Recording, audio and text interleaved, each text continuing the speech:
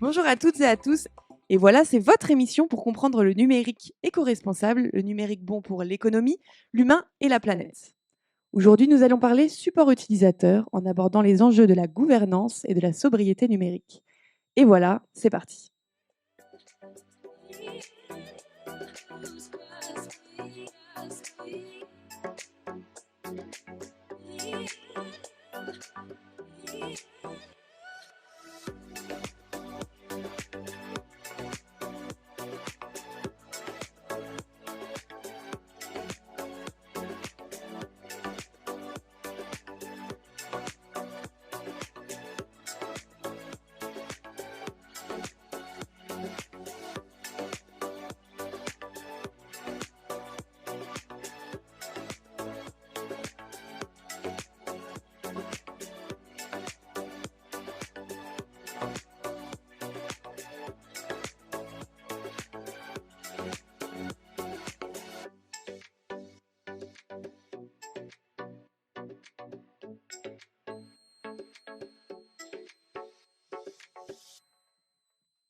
J'espère que vous êtes bien installés pour l'heure que nous allons passer ensemble. Aujourd'hui, l'émission accueille 3 invités. Je vais vous présenter notre premier invité, Sébastien Longuet, responsable compte client ID2 by Tipco. Bonjour Sébastien. Bonjour Margot. Notre deuxième invité, Vincent Dumont. Bonjour Vincent. Tu es toi directeur transformation et gouvernance chez Tipco. Bonjour à toutes, bonjour à tous, bonjour Margot. Bonjour Vincent. Et enfin, je vous présenterai un peu plus tard Pierre-Emmanuel Trottin qui nous rejoindra, qui est lui directeur des centres de services ID2 by Tipco. L'émission va se dérouler en 3 temps. Donc en premier temps, nous verrons les enjeux de la gouvernance au sein des supports utilisateurs. Dans un second temps, nous aborderons un cas d'usage avec un projet dans le secteur bancaire avec Pierre-Emmanuel justement. Et enfin, nous conclurons le sujet tous ensemble. Je vous rappelle que vous pouvez poser toutes vos questions sur le chat se situant sur la gauche de votre écran. Et nous ferons un plaisir, je vais y arriver, de répondre à vos questions en fin d'émission. Nous allons donc maintenant rentrer dans le vif du sujet avec nos 2 invités, Sébastien et Vincent. Ils répondront donc au thème du jour, support utilisateur, pourquoi la gouvernance est-elle stratégique? Je vais vous laisser avec Johan qui va nous rejoindre et nos invités. C'est parti.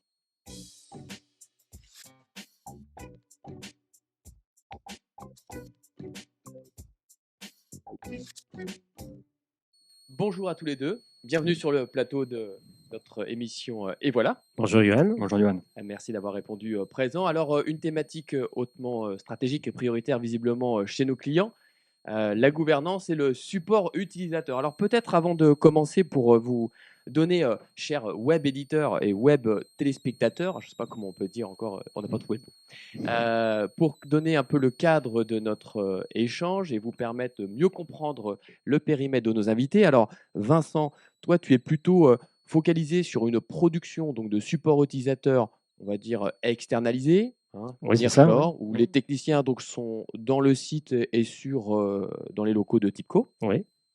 Et toi, Sébastien, tu es plutôt dans une configuration de production où les techniciens sont, on dit in situ, dans un centre de service. Chez nos clients. Chez nos clients, d'accord. Alors peut-être pour bien cadrer, et c'est comme en philo, on a toujours tendance à définir d'abord les mots, eh bien je vous propose de définir 2 mots.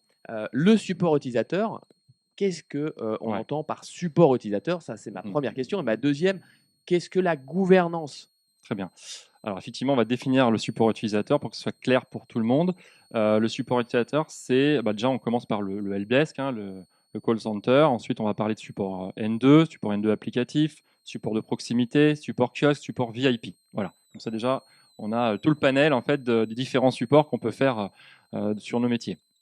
Ensuite, définissons la gouvernance. Alors tu sais, moi j'aime bien verbaliser les choses. Et du coup, c'est quoi gouverner? Alors, on sort tous d'une période électorale. Alors, on n'a pas la prétention de gouverner un pays. On va laisser ça aux gens compétents. Néanmoins, je pense qu'il y a des similitudes, on va dire, sur la notion de gouverner aussi sur nos métiers. Et quand je pense à gouverner, je pense d'abord à la création de valeur. Pour moi, c'est le premier point. Je vais donner quelques verbes comme ça pour essayer de définir ce qui est gouverné, donc la création de valeur. Le deuxième point, c'est la notion d'écoute, hein, écouter, partager, la notion de faire vivre notre écosystème et de l'adhérer au progrès, tout simplement. Le troisième point, c'est la notion de pilotage, piloter. Alors, je ne vais pas épiloguer trop sur le pilotage, parce qu'on va y revenir, je pense, un peu plus tard. On y reviendra un peu plus sur c'est un point essentiel. Le quatrième point, c'est la notion de prévoir, anticiper. D'ailleurs, on le dit souvent, hein, gouverner, c'est prévoir, on l'entend. En ce qui nous concerne, on le fait grâce à une méthodologie qui est le pilotage par la donnée. Là aussi, on aura un exemple de cas d'usage pour pouvoir définir ce qu'est réellement le pilotage par la donnée. Alors Vincent, toi tu es plutôt mobilisé sur une expertise particulière, la transition. Oui. Alors la question que j'ai envie de te poser, c'est la transition. Est-ce que la transition, c'est une partie intégrante de la gouvernance ou est-ce que c'est deux choses qui sont bien distinctes? Non, la gouvernance, en fait, elle suit toute la vie du service. C'est-à-dire que la vie du service, elle commence avant la transition. Hein, c'est un module, c'est la conception. C'est-à-dire c'est là où on va définir les principales ou les principaux blocs qui sont liés au service. Alors c'est le modèle économique, c'est la sécurité, c'est l'éco-responsabilité, et puis c'est tout ce qu'on va produire, toute la qualité opérationnelle qu'on va vouloir embarquer.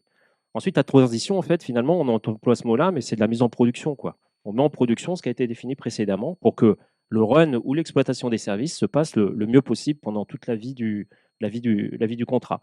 Et puis à la fin, il y a quand même, il faut en parler, il y a quand même un module qui est particulier, qui est la réversibilité.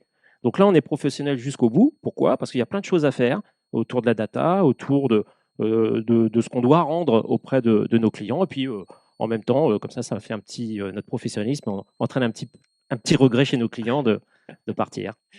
Donc on prépare l'alarme à l'œil. Oui, exactement. D'accord. Donc là, on va se concentrer bien sur la partie transition, hein, qui est le thème de cette web émission. Et j'avais envie de rentrer sur une première thématique au niveau de la performance. Alors, la performance, comment pouvons-nous déjà la qualifier, cette performance, Sébastien? Oui, alors déjà. Je parle de performance dans la transition, hein, j'entends bien. Oui, alors après, dans la transition ou même dans le run, hein, j'ai envie de dire, pour moi, il n'y a pas vraiment de différence. La performance, pour moi, c'est déjà être efficace. Hein. C'est le premier point. Ensuite, c'est travailler et axer nos efforts pour aller vers l'excellence. Hein. Et mettre en avant, on va dire, nos compétences. Alors, les compétences, ça peut être de deux ordres. Déjà, des compétences techniques, donc des compétences opérationnelles, des compétences organisationnelles ou des compétences de management. Et puis, et ça me ravit, on le voit de plus en plus aujourd'hui chez nos clients, c'est la notion de soft skills, donc de savoir-être. C'est le supplément d'âme qu'on va mettre sur nos prestations, tout simplement pour faire du best effort et répondre à la flexibilité que peuvent nous demander certaines prestations. D'accord, performant, je pense que la définition est suffisamment claire désormais.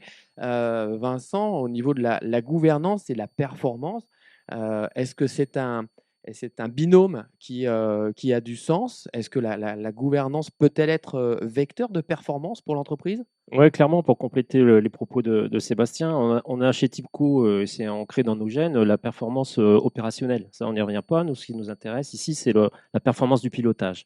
Et en fait, la gouvernance, on fixe un cadre. Alors, quelle est la différence? Performance, tu parles de performance opérationnelle, performance de pilotage?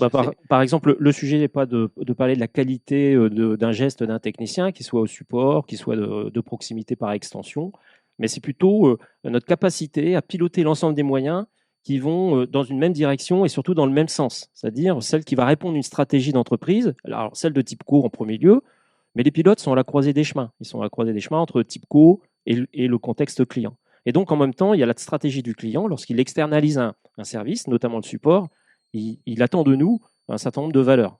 Sébastien parlait de création de valeur, mais la valeur, finalement, il faut qu'on la mette en lumière, et ça se passe souvent dans les instances de pilotage auprès de nos clients. Donc, c'est des éléments forts. Donc là, on parle vraiment de pilotage, et on va chercher effectivement l'efficacité, c'est-à-dire l'atteinte des objectifs, mais aussi l'efficience, c'est-à-dire quelle économie de moyens, quelle sobriété je vais pouvoir intégrer pour atteindre ces résultats.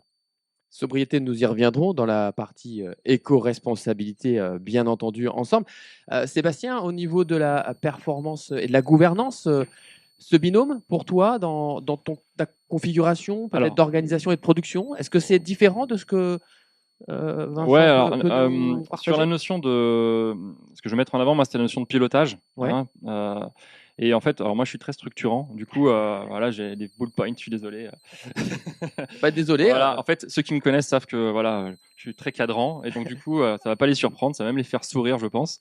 En fait, le premier point pour moi dans le pilotage qui est important, c'est la notion de construire, hein. Construire une stratégie, donc Vincent vient de l'expliquer dans le cadre d'une transition. Construire une relation avec nos équipes, relation avec nos clients, relation avec les équipes tierces avec lesquelles on va travailler, et évidemment construire une équipe, hein. Alors, on peut faire l'analogie avec le sport. L'objectif, c'est évidemment de faire travailler chacun de nos collaborateurs et de les mettre dans les meilleures conditions pour qu'ils soient efficients. On ne met pas un gardien de but en attaque et un attaquant dans les buts. Voilà. Deuxième point, c'est la notion d'anticipation. Voilà. On en a parlé un tout petit peu dans la gouvernance. Anticiper, ça veut dire quoi? C'est-à-dire prévoir les pics de production. Ça veut dire s'appliquer à utiliser les méthodes de pilotage par la donnée. Alors, on y reviendra un peu plus tard, mais l'objectif étant de capter des cas d'usage, de les proposer et de travailler en mode proactif, tout simplement, pour les supprimer. Alors je te coupe là, par rapport à ce sujet autour des cas d'usage, Vincent, est-ce que dans, cette notion d'anticipation, le deuxième bullet point de notre, ami Sébastien, est-ce que c'est un point sur lequel tu constates le même, la même sensibilité sur cette performance, l'anticipation? Ah oui, clairement, et on peut ramener ça sur le sujet du support utilisateur. On voit qu'il y a un point qui est fondamental dans le support utilisateur, c'est le backlog. Donc ça, c'est un sujet. C'est le sujet dans la C'est-à-dire? vie du run, c'est-à-dire l'augmentation des sollicitations utilisateurs qui peuvent venir, qui ne sont pas forcément prévisibles. Et Backlog le peut-être pour, backlog, alors c'est le stock de tickets en cours, hein, d'accord. voilà, c'est les encours en fait. Et donc, c'est difficile d'anticiper, mais ça s'anticipe quand même, hein. On le sait, par exemple, il y a des périodes chez nos clients. En fait, la clé, c'est bien comprendre le contexte de nos clients. Savoir, par exemple, quand il y a des vagues de nouveaux arrivants, quand il y a des changements qui sont produits chez nos clients. Tout ça, ce sont des clés et sur lesquelles on peut anticiper. Et la manière d'anticiper, c'est le partage, encore une fois, dans la relation de partenariat qu'on peut avoir avec nos clients.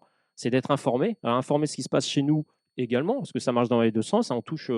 On touche les aspects de transparence, là, du coup.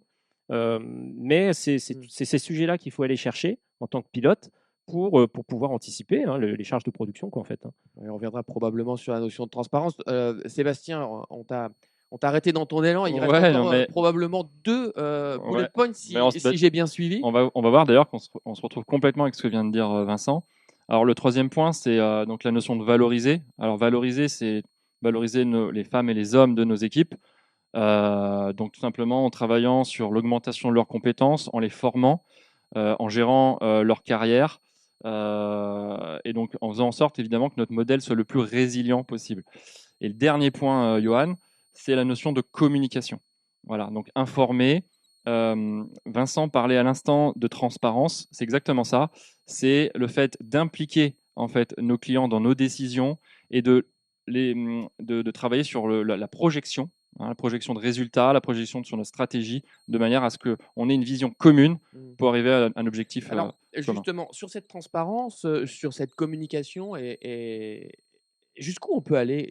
Jusqu'où vous pensez, qu'il faille, aller, dans cette transparence? Bah, la transparence, elle est liée comment dire, au service rendu, c'est-à-dire que nos clients nous font confiance. Et on est une des clés, nous, en tant que pilote, sur cet élément de confiance. C'est lié? Ah oui, Transparence, ah oui, confiance, c'est très clair. c'est Ah le ouais, c'est très binôme, très clair. Donc, oui? pourquoi? Parce qu'en fait, nos clients ont besoin d'anticiper également. Par exemple, quelque chose, un dysfonctionnement qui pourrait intervenir dans notre modèle de production, par exemple, pourrait avoir des impacts chez nos clients importants. Donc ça, on n'en voit pas forcément l'autre côté du miroir, on ne le voit pas forcément. Donc l'anticipation, la transparence, tout ça, c'est des éléments clés de la confiance. Donc nos clients nous attendent aussi sur le fait de dire attention, vous pouvez avoir effectivement, on peut avoir des fluctuations à un certain moment, il ne faut pas que ça devienne chronique. Et puis alors, dans ce cas-là, si ça devient chronique, on se pose la question de se dire mais finalement, comment on peut faire pour améliorer les choses? Et donc là, on va attaquer un deuxième sujet dans le modèle de gouvernance, c'est l'amélioration continue, et sur tous les sujets. Alors ça, c'est un sujet, je pense, stratégique, pour nos entreprises, hein, dans la gouvernance. Avant d'aborder ce sujet, d'amélioration continue, on abordera probablement, et j'en suis même certain, l'innovation. J'aimerais, avancer avec vous sur, l'organisation. Probablement, vous êtes nombreux à vous questionner en disant: «Quelle est l'organisation la plus, efficiente, pour une gouvernance performante?» Bah, je vais prendre la main. Sébastien, je regardais, Tu regardais pas ça. je Mais si vous me j'avais un permettez, regard, pas de problème, pas de problème. Je vais parler des rôles. Je vais parler des rôles déjà. En termes de gouvernance, la première, moi, en fait, si vous voulez, je mets en place, on va dire, un socle déjà de base de gouvernance avec un rôle de service delivery manager, hein, qui va plutôt s'atteler sur une notion, justement, si on reprend la notion de pilotage, de construction et de valorisation. Et ensuite, un responsable, alors ça peut être des rôles, comment dire, euh, fusionnés, hein. Ouais. Voilà, c'est pour ça Il qu'on peut parle cumuler, il peut exactement. cumuler les Voilà, les ça les va rôles, hein. dépendre de la taille du contexte, mais un rôle aussi de responsable opérationnel dédié ou pas, et dont l'objectif sera d'anticiper et de communiquer auprès de nos clients. Voilà. Et après, bah, il y a une notion d'instance. Je pense que Vincent. Vincent, à toi sur la partie, Oui, sur l'aspect organisation? organisation, c'est important de mettre les bonnes personnes en face des bons sujets. Et en fait, on décline, on décline des instances de pilotage. Alors, il y en a trois chez TIPCO. Il y a le comité de suivi ou le COSO, qui est plutôt le pilotage des actions un petit peu du quotidien, et des dysfonctionnements du quotidien, et puis aussi des valeurs qu'apportent les opérationnels et le pilotage opérationnel au quotidien.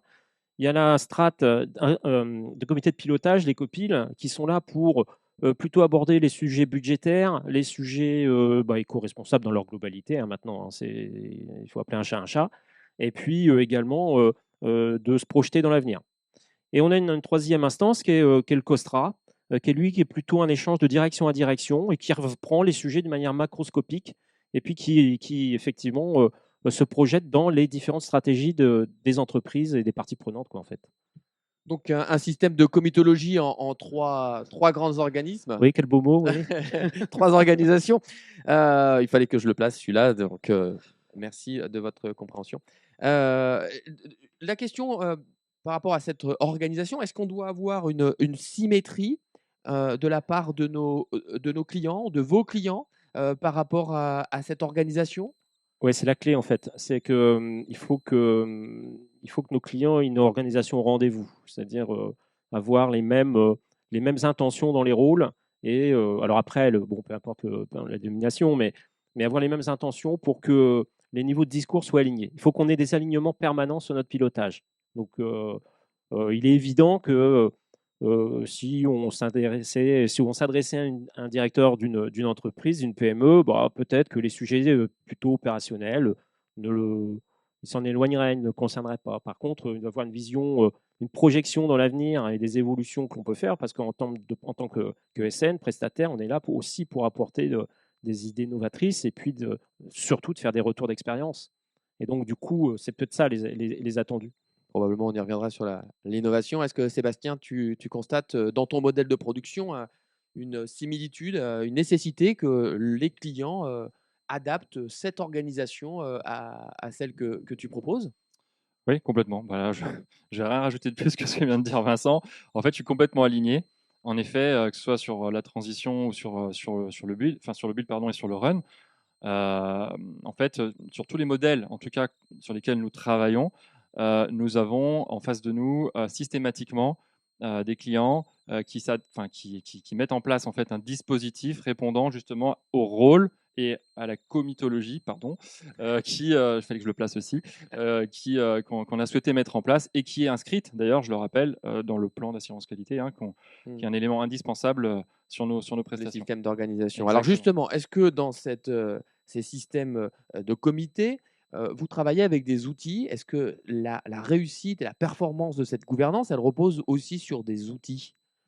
Ou est-ce que c'est juste une histoire d'hommes Non, alors les outils avec sont, un grand H? Les outils, je vais prendre la main. Les outils sont fondamentaux, hein. On est sur de la prestation intellectuelle. Il faut le matérialiser. Et en On fait, ça pense à quoi comme outil, alors, Vincent? Tu penses à quoi? le moment où on pense des outils, c'est dans la conception et la transition, en fait, hein. C'est vraiment là que ça Mmh. se passe.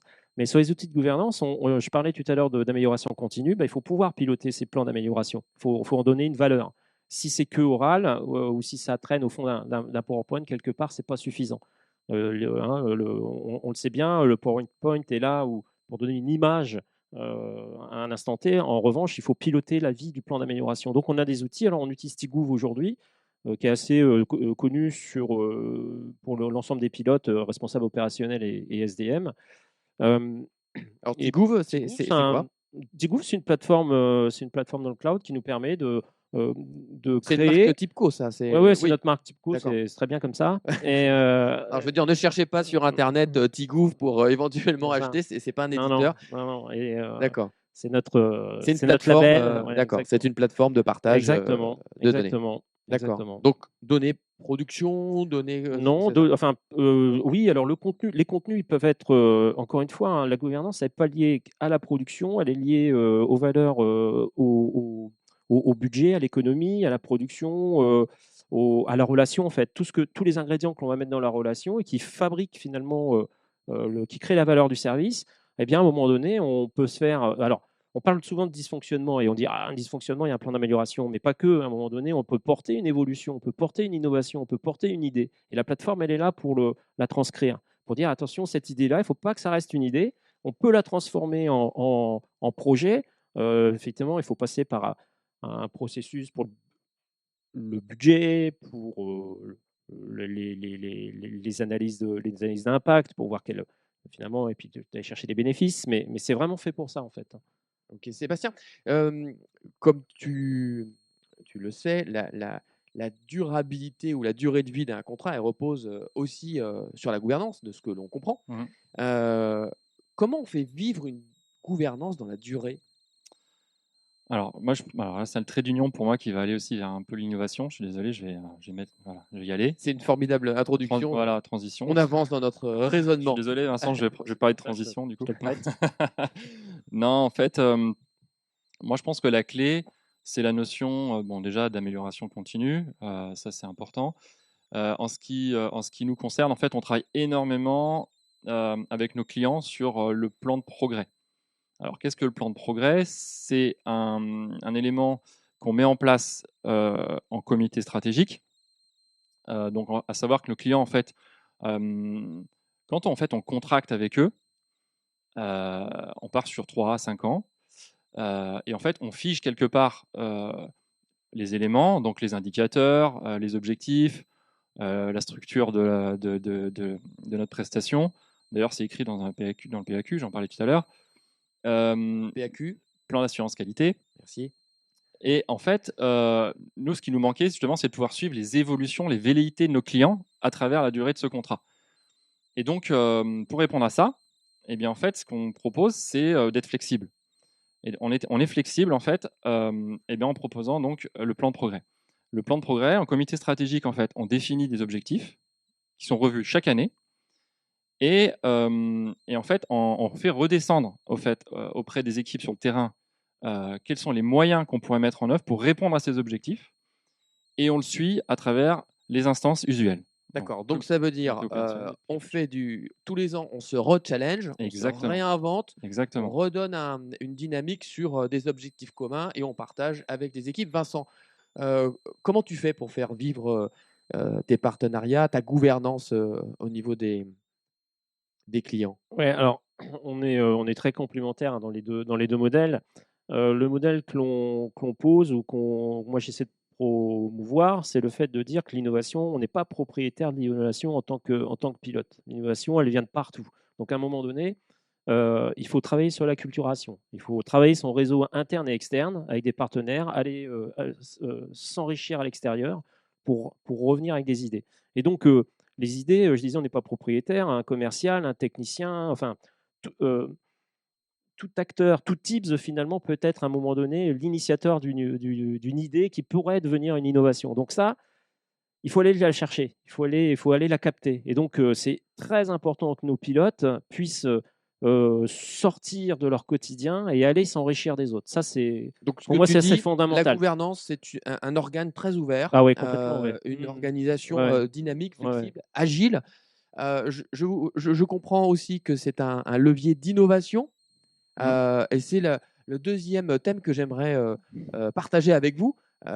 Comment l'innovation est-elle contributrice à la performance? Est-ce que l'innovation, d'ailleurs, ou est-ce que la gouvernance est-elle contributrice à l'innovation?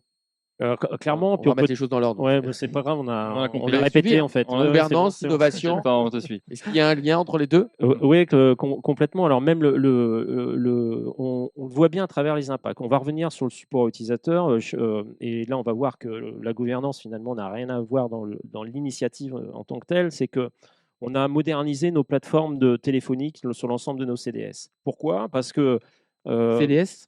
centre de service. Merci. Et donc MERCI. OK. Et OK. Et du coup, on apporte de nouvelles innovations qui sont liées à ces plateformes-là. Alors, pour les gens qui pilotent ça au quotidien, c'est du web callback, enfin, tous ces systèmes-là. Ça, ce sont des innovations. Mais à un moment donné, ces innovations, on ne les met pas en production tout de suite. Il y a vraiment il y a tout un parcours à faire pour amener cette innovation dans le quotidien, dans l'exploitation des services. Donc, on va reboucler et surtout, on va se transformer. On va transformer nos organisations. Parce qu'à un moment donné, l'outil et l'innovation toute seule, ça ne marchera pas, quoi. Il faut savoir se transformer et puis toujours en ayant à l'esprit d'aller vers de la sobriété et de l'économie. On peut dire que la gouvernance, c'est un acteur de conduite du changement plus qu'un acteur d'impulsion d'innovation, c'est ça que tu Exactement, dis? c'est comme une courroie de transmission en fait. Sébastien? Oui, C'est partagé ouais, ou complètement en phase. En fait, c'est aussi ouais, c'est ça, c'est le trait d'union entre les velléités de nos clients et puis tout ce qu'on peut apporter. Alors, Vincent parlait de sources externes ou de sources internes, hein.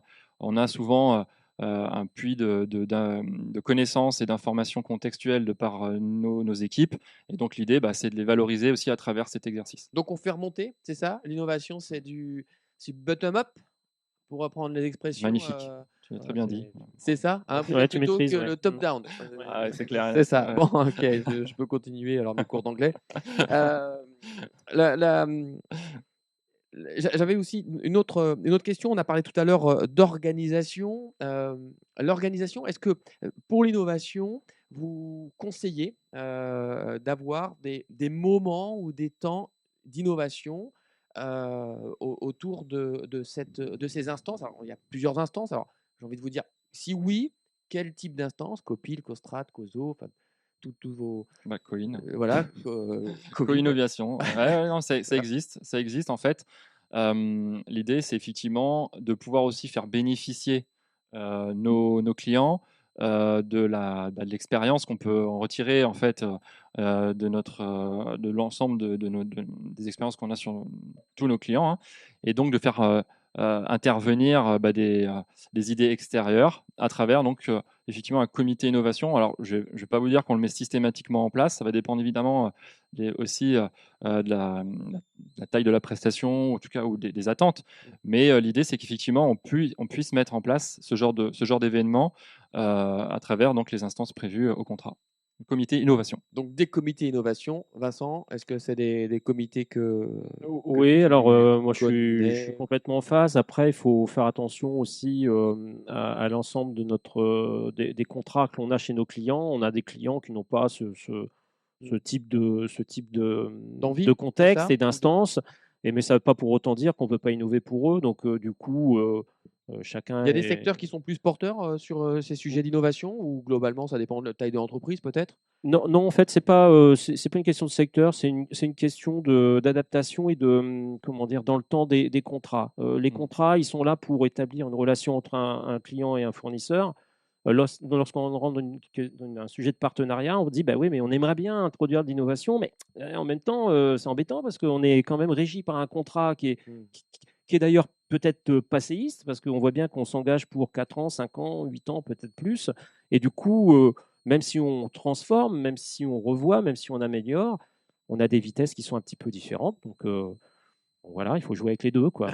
Bon. La conformité et l'innovation. La conformité, l'innovation. Je vous propose d'avancer dans notre émission. Je vous rappelle, bien entendu, que vous pouvez poser à tout moment vos questions sur le fil du chat, questions qui soient aussi bien liées à la thématique ou visiblement à des sujets d'ordre de connexion. Donc, nous y répondrons tant que faire se peut. Et bien évidemment, pour les questions liées à nos invités, nous répondrons à la fin de l'émission. J'en profite, c'est l'heure du sondage. Et donc, je vous propose, et là j'invite Laetitia, qui est notre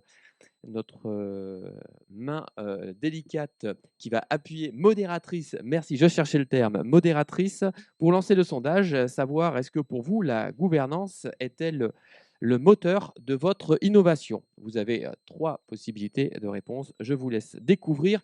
En attendant, nous, on fait une courte pause et on revient juste après pour parler d'éco-responsabilité. Ciao, à tout à l'heure.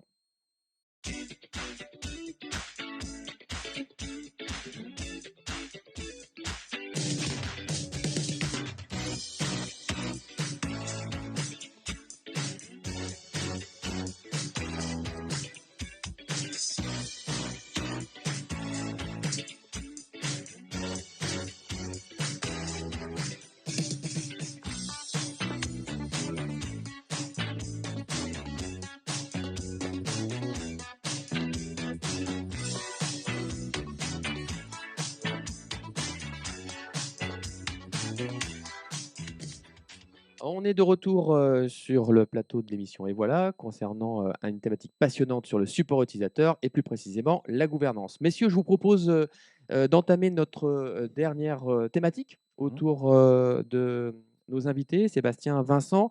L'éco-responsabilité. L'éco-responsabilité, comme vous savez, c'est un sujet structurant et stratégique pour vos entreprises, nos entreprises. Euh, Comment réagissent les clients, comment réagit le marché au niveau de l'éco-responsabilité? Est-ce que dans la gouvernance, c'est un sujet qui est aujourd'hui abordé? Ou est-ce que Alors, c'est vous qui le poussez? non, c'est un sujet qui est. Alors, les deux, mon général ou mon capitaine, c'est un sujet. En tous les cas, c'est un sujet. On sent l'ensemble de nos clients qui ont un sujet à venir ou en train de se mettre en place à travers leur politique RSE interne, qui sont à la recherche d'idées, d'innovation et de contenu. Donc ça, c'est important. Et ce qui est intéressant, c'est notre histoire là-dedans. Nous, on a commencé en 2005, donc on ne surfe pas forcément sur la vague, hein. C'est une démarche qui est entreprise C'est depuis. structurel. C'est C'est une structurel. démarche structurelle. On a énormément de choses qui sont faites d'un point de vue opérationnel dans l'ensemble de nos services. Ça, c'est quelque chose qui est ancré, qui est visible, qui est tangible. Et aujourd'hui, et c'est aussi un regard vers l'avenir, hein, c'est que on va de plus en plus ancrer cette thématique RSE pardon, éco-responsable dans nos instances de pilotage. Dans la gouvernance. Ah ouais, c'est clair. Et Sébastien, tu partages Oui. cette tendance? Oui, je vais pas dire le contraire. En fait, tu vas pas y arriver. En fait, nous, quand ID2 est intégré TIPCO, c'est vrai que c'était un sujet qu'on évoquait, mais qu'on n'avait pas spécialement poussé, on va dire, jusqu'au niveau en fait que le groupe a sur ces sujets-là. Et c'est une vraie fierté en fait, parce que sinon c'est un sujet de société déjà, l'éco-responsabilité. Et en fait, on retrouve en fait ces notions d'éco-responsabilité à travers un triptyque, hein. Oui. Alors, je suis désolé, j'ai quelques Ouais. notes parce que j'ai un petit trou de mémoire. Ouais, Donc l'économie, déjà en premier temps. Et en fait, je vais vous parler de cas d'usage. Euh, Nous, en fait, on valorise en fait l'éco-responsabilité économiquement parlant à travers, par exemple, la valorisation ajustée d'un parc, qui soit logiciel ou matériel. On va le faire aussi à travers la data, dans les objectifs de baisse de volume de tickets. On va le faire aussi, on va ajuster la production en lissant et en anticipant donc les pics de charge. Voilà, donc ça, ce sont des 3 cas d'usage en fait, qui répondent donc à Au cette pilier de exigence l'économie. économique. D'accord. Sur la partie humaine, on va favoriser tout ce qui est euh, euh, fonctionnement en fait asynchrone. Parce qu'en fait, le fonctionnement synchrone génère du stress. Il génère du stress pour nos équipes, il génère du stress. Un La peu preuve comme en des est lives. comme nous. Un peu comme des lives, c'est ça? Voilà, exactement. Et donc voilà, et aussi pour nos clients, hein, l'idée étant voilà, de travailler le maximum des possibilités en fait de manière asynchrone. On va aussi favoriser et valoriser en fait la mise à disposition des outils pour les core business. Ça, c'est un élément qui est extrêmement important pour nos utilisateurs. On va, grâce aussi à la donnée, valoriser l'écosystème de l'utilisateur. Voilà, donc tout ça, ce sont des éléments, des leviers en fait, qui sont extrêmement importants d'un point de vue humain. Et pour terminer, et après je te laisse la parole, La planète. la planète. La planète, ça va être donc le fait de regrouper les interventions, hein, de ne pas se déplacer pour rien. Ça va être d'augmenter la durée de vie du matériel. Voilà. Et pour terminer, ça va être le fait aussi de distiller des éco-conseils à l'issue de chaque intervention aux utilisateurs, donc pour euh, les aider à pouvoir faire des réflexes éco-responsables. Voilà, d'avoir des réflexes éco-responsables. Merci à tous les deux. Voilà. Le temps avance beaucoup plus vite que nous Ah oui. que nous l'imaginions. Réponse de nos web spectateurs concernant l'innovation et la gouvernance. Et effectivement, 100%, 100%. on dit que la gouvernance était un des leviers, un des moteurs de l'innovation. Je vous remercie tous les deux pour ce très bon moment. Merci, Johan. Merci de ton accueil. Pour cette belle expérience. Et c'est désormais le moment de passer à la Minute d'Hélène. Merci beaucoup. À bientôt. Ciao.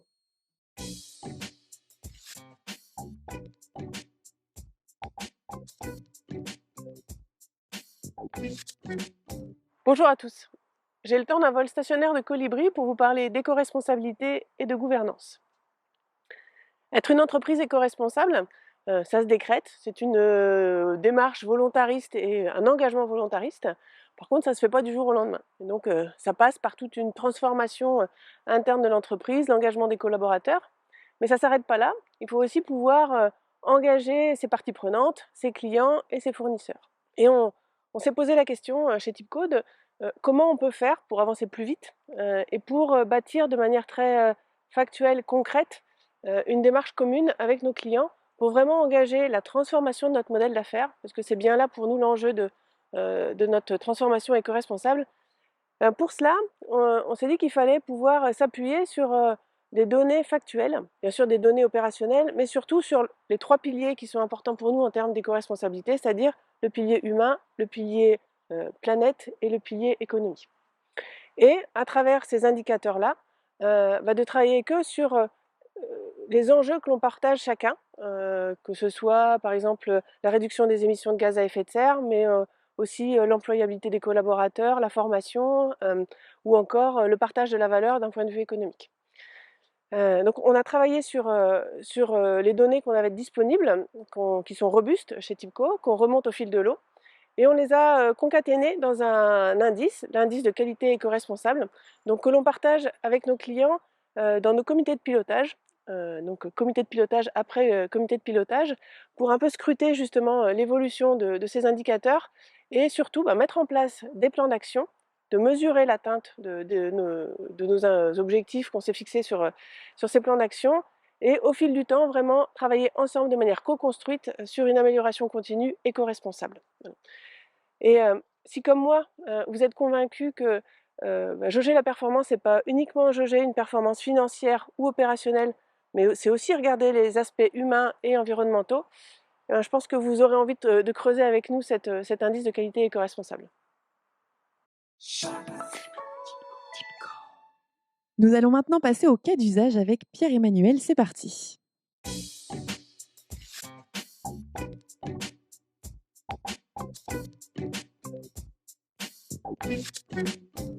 Nous revoilà donc en direct avec Pierre-Emmanuel. Bonjour Pierre-Emmanuel. Bonjour Margot. Tu es directeur centre de service ID2 by Tipco. Et aujourd'hui, on va aborder ensemble un cas d'usage d'un projet autour du secteur bancaire. Et pour ça, pour commencer, j'aimerais bien que tu puisses nous rappeler le contexte de ce projet-là. Alors, le contexte de ce projet, c'est un environnement de 25 000 postes de travail sur lequel notre activité, c'est de faire le support de niveau 2, donc à la fois sur la partie poste de travail, sur la partie applicative aussi, avec un volume initial de 35 000 tickets. D'accord. Je vais en profiter avant de poursuivre mes questions pour rappeler nos fameux 3 piliers par rapport au support utilisateur dont on parle aujourd'hui. Donc, les 3 piliers sont la transparence, l'innovation et la satisfaction. Et donc, compte tenu de tous ces piliers-là, je vais donc poursuivre mes questions avec toi. La première étant justement vis-à-vis de ce projet, quels ont pu être vos enjeux? Alors, les enjeux principaux étaient de travailler sur une baisse de volume, D'accord, à la fois pour des objectifs économiques et des objectifs de satisfaction des utilisateurs. Donc, l'engagement qu'on avait pris au départ de ce contrat était de passer de 35 000 tickets annuels à un volume de 30 000 tickets annuels, soit une baisse de 15% sur une durée contractuelle de 3 ans, d'accord. tout en maintenant quand même la satisfaction utilisateur. J'imagine, beau challenge. Et justement, pour arriver à ça, quelles actions vous avez pu mener avec ID2? Alors, ce qu'on a mis en place, c'était justement une méthode de gouvernance basée sur le pilotage par la donnée. D'accord. Il y a des étapes particulières à mettre en place pour tout ça? Oui, alors il y a 3 étapes. Oui. La première étape, c'est de travailler sur bien, d'abord l'identification des flux de données qu'on peut recueillir, l'identification de ces flux, la qualification de ces flux et la quantification de cela. Donc les flux, pour te donner une idée, c'est des flux donc, issus de l'ITSM, donc l'outil de ticketing, des flux issus aussi de la CMDB, donc c'est tout ce qui est base de configuration, utilisateur et localisation. Les flux issus également de la partie KMDB, pardon, donc la partie base de connaissances.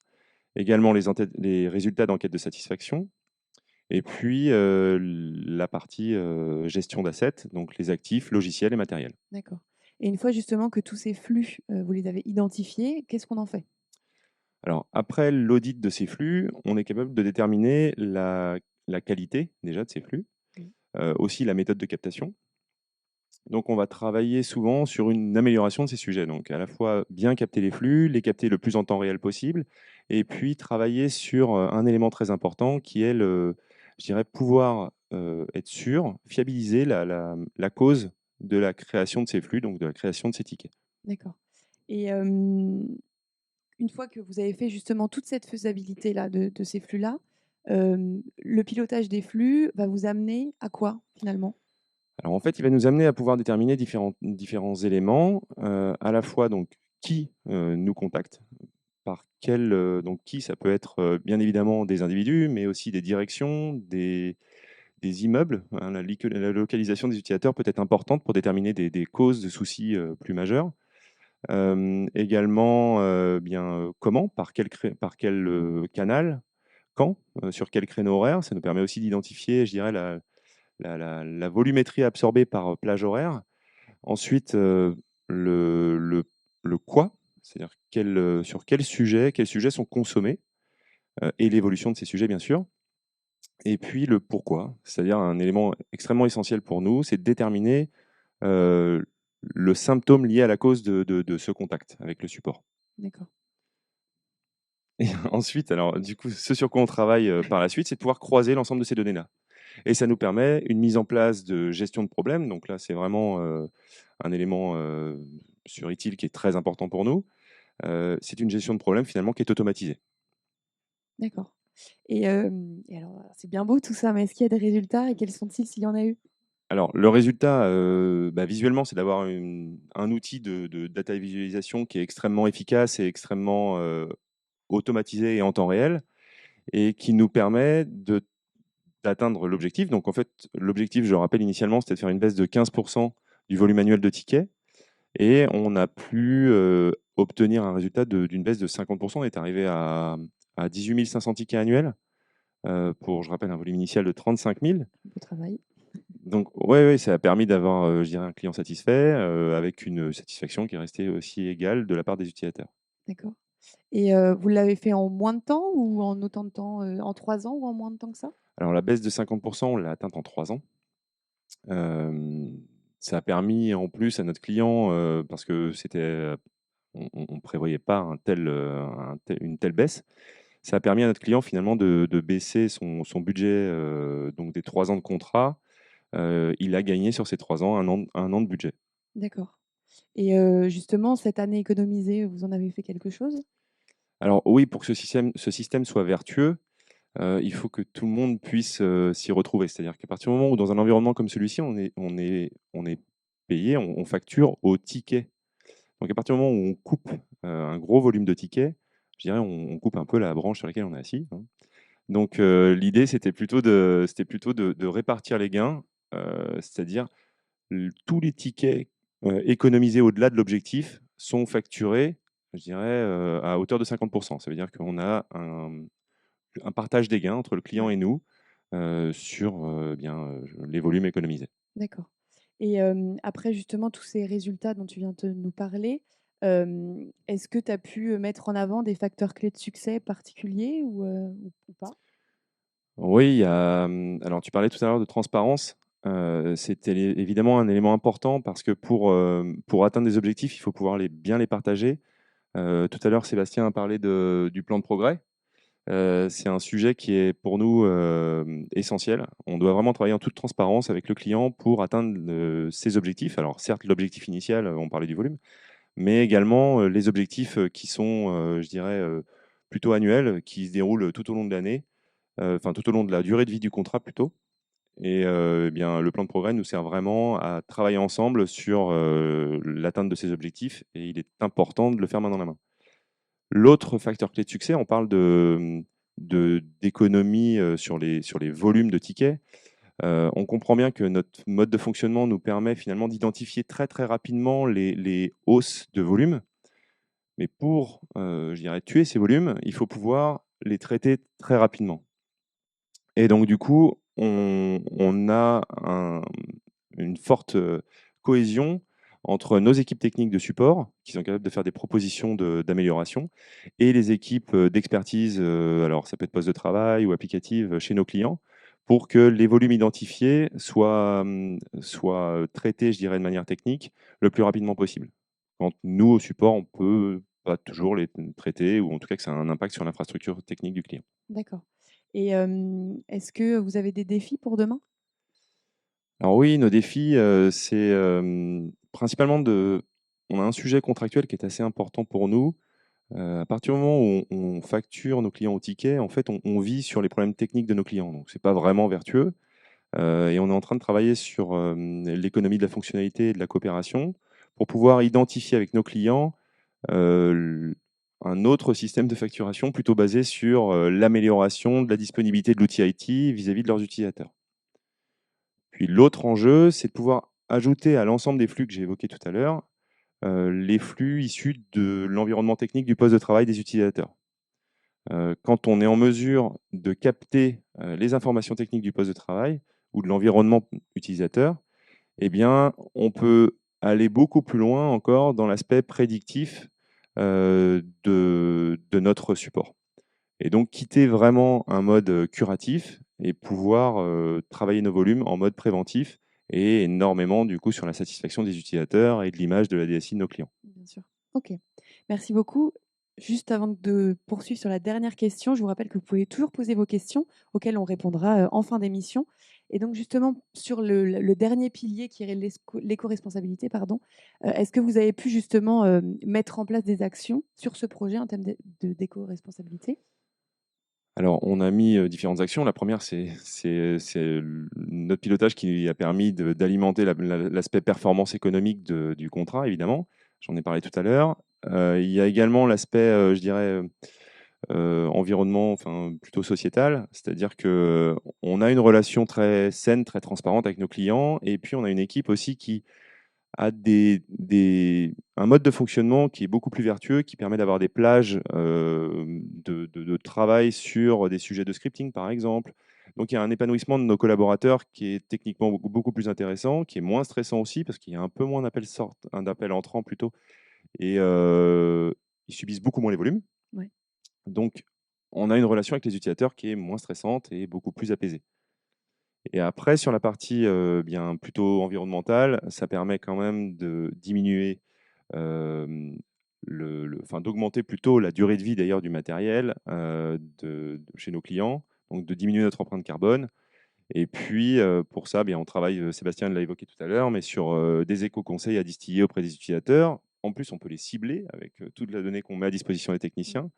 Donc on Autant va profiter. pouvoir aider les utilisateurs à avoir un comportement beaucoup plus éco-responsable. Ok, super. Bah, merci beaucoup, Merci Pierre-Emmanuel, Margot. pour cet échange. On va passer aux questions-réponses avec Johan, qui, je crois, maintenant se trouve en régie.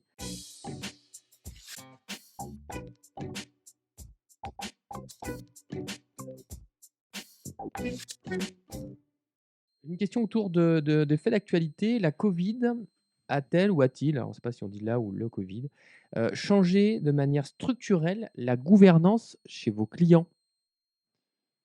Alors, je vais répondre. C'est-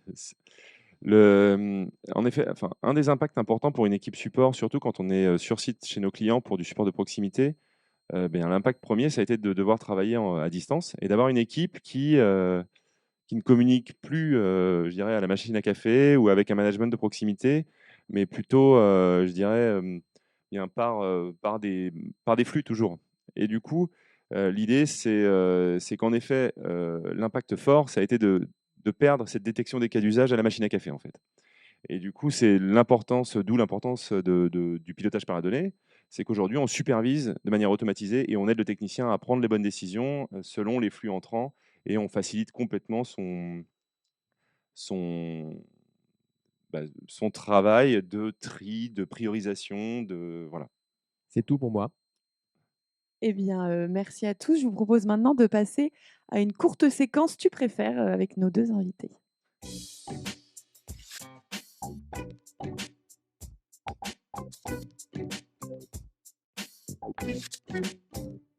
Alors du coup, on va passer à une courte séance Tu préfères avec 3 questions différentes. Rien de compliqué, hein, c'est, vous choisissez l'un ou l'autre ou les 2 si vraiment c'est compliqué. Alors la première, c'est, vous préférez une bonne transition ou une bonne gouvernance? Alors, pour moi, les deux, enfin, l'un va pas sans l'autre, d'une part. Donc, je suis désolé, j'ai fait une réponse de Normand. Non, mais en fait, la gouvernance, évidemment, est essentielle pour faire une bonne transition. Voilà. Donc, si j'avais un choix à faire, et je m'excuse auprès de Vincent, ça sera la gouvernance. Moi, je dirais plutôt qu'une transition est essentielle pour faire une bonne gouvernance Mais et dans je dirais les deux. ouais, l'un ne va pas sans l'autre finalement. 2e, tu préfères le pilotage par la data prédictive ou curative? Facile, Prédictive, évidemment. évidemment. Pour tous les 2? En termes de valeur ajoutée, bien, c'est justement le modèle qu'on tente C'est ça. d'amoindrir, le modèle curatif. La satisfaction utilisateur est évidemment moindre quand eh bien, eux doivent faire la démarche. À l'inverse, quand on met un mode préventif, déjà, il y a une grosse partie des incidents rencontrés par le poste de travail de l'utilisateur qui va disparaître sans même que l'utilisateur s'en aperçoive. Donc, en termes de temps disponible pour le core business de nos clients, eh bien, c'est beaucoup plus intéressant. Économiquement, évidemment, pour nos clients, c'est extrêmement important. Et puis en termes d'image de la DSI, de l'environnement, de l'infrastructure technique de nos clients, c'est évidemment très important. Donc oui, pour nous, c'est évident en tout cas un mode prédictif, préventif, anticipatif Ouais. et un objectif important. Toi aussi? Oui, ouais, et puis le chef a toujours raison. Mais- non, mais oui, je suis bien entendu extrêmement d'accord avec ce que vient de dire Pierre. Tout à fait. D'accord. Alors dernier, tu préfères un climat océanique ou un climat méditerranéen? Alors là, on va pas être d'accord. On va pas être d'accord. Alors, le bon sens voudrait que je sois plutôt pour l'océanique, hein, parce que bon, voilà, il y a moins d'écart de température, voilà, et le climat est plus doux. Mais bon, voilà, moi, pour la petite histoire, j'habite proche de la Méditerranée, hein, et donc forcément, les cigales vont me manquer. Donc, je vais plutôt dire climat méditerranéen. Le soleil. Le soleil. Et moi, je suis beaucoup plus proche de l'océan et je vais évidemment dire océanique. Bon, ouais, c'est bien quelque chose pour vous départager.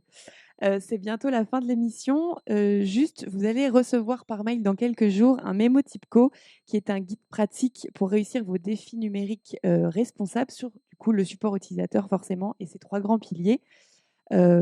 Pour répondre à la sobriété numérique, toutes nos émissions sont éphémères et seront disponibles 2 mois en replay sur notre chaîne Webikeo. Et avant de terminer, je vais encore une fois remercier Johan en régie pour toute son intervention avec nos invités. Je vais évidemment remercier nos invités présents sur le plateau et Vincent qui se cache en régie là-bas pour tous nos échanges et tous ces bons moments passés ensemble. parce qu'en effet, on a appris plein de choses sur le support utilisateur, sur la gouvernance, sur la sobriété numérique. Et je n'oublierai pas la régie, évidemment. Un grand merci à Jean-Christophe et à Alice qui nous ont fait, encore une fois, une belle émission. Et quant à nous, on se donne rendez-vous dans quelques mois, après les grandes vacances, plutôt à l'automne, pour notre prochaine émission. Et je terminerai par 2 mots. Et voilà.